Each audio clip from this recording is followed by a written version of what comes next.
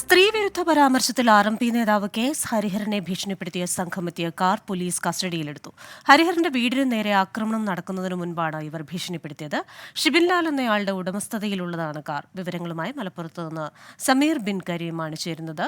സമീർ, എന്തൊക്കെയാണ് വിശദാംശങ്ങൾ? ഇപ്പോൾ ഈ കാർ പോലീസ് കസ്റ്റഡിയിലെടുത്തിട്ടുണ്ടല്ലോ. ക്രിസ്റ്റീന, കഴിഞ്ഞ ദിവസമാണ് ഈ RMP നേതാവ് KS ഹരിഹരന്റെ വീടിന് നേരെ അക്രമം ഉണ്ടാകുന്നതിന് മുന്നോടിയായി ഒരു കാറിലെത്തിയ സംഘം വീടിന് മുൻപിൽ വെച്ച് ഭീഷണിപ്പെടുത്തിയതായി ഹരിഹരൻ പരാതിപ്പെട്ടിരുന്നു. ഈ പരാതിയിലാണ് ഇപ്പോൾ പോലീസ് നടപടിയെടുത്തിരിക്കുന്നത്.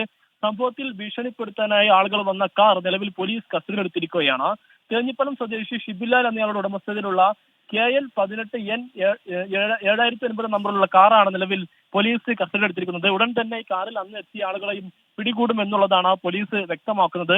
അതോടൊപ്പം തന്നെ ഈ വീട്ടിലേക്ക് സ്ഫോടന വസ്തു എറിഞ്ഞ സംഭവത്തിലും അന്വേഷണം പുരോഗമിക്കുകയാണ്.